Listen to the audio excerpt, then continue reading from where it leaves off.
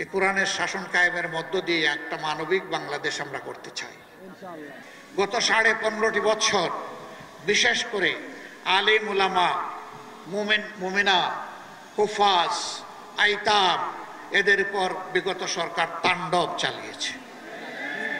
শুধু জামাতে ইসলামী না, জামাতে ইসলামীর 2 জন আমির সহ 1 জন সেক্রেটারি জেনারেল সহ 3 জন নায়েবে আমির সহ 2 জন অ্যাসিস্ট্যান্ট সেক্রেটারি জেনারেল এবং 1 জন নির্বাহী পরিষদ সদস্য সহ 11 জন দায়িত্বশীল নেতাকে আমাদের বুক থেকে কেড়ে নিয়েছে। অন্যায়ের প্রতিবাদ যারা করেছে শত শত আমাদের সহকর্মীকে তারা খুন করেছে, অসংখ্য ভাই বোনকে গুম করেছে, পঙ্গু করেছে, আহত করেছে, তাদের চাকরি কেড়ে নিয়েছে, ভিটামাটি থেকে উচ্ছেদ করেছে, তাদের ব্যবসা তছনছ করে দিয়েছে, কাউকে দেশেও থাকতে দেয়নি। হাজারো মামলায় লাখো সহকর্মী ভাই বোনদেরকে দফায় দফায় জেলে নিয়েছে। এই কোরআনের শাসন কায়েমের মধ্য দিয়ে একটা মানবিক বাংলাদেশ আমরা করতে চাই, দুর্নীতি এবং দুঃশাসন মুক্ত বাংলাদেশ করতে চাই। অন্য ধর্মের ভাইদেরকে আমরা আমাদের ভাই হিসেবে দেখি, কারণ একই আদম এবং একই হাওয়া আলাইহিস সালাতুস সালামের আমরা বংশধর, যারা মানুষের কল্যাণে সবসময় ব্যস্ত থাকে। আল্লাহ যেন এই তৌফিক আজীবন কিয়ামত পর্যন্ত আমাদেরকে দান।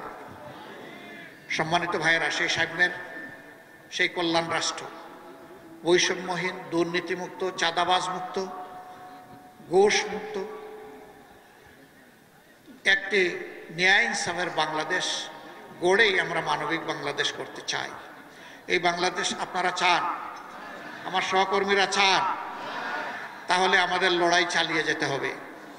ত্যাগ অনেক করেছি, ইনশাআল্লাহ আল্লাহ তৌফিক দিলে এই জাতির জন্য আরো ত্যাগ স্বীকার করব।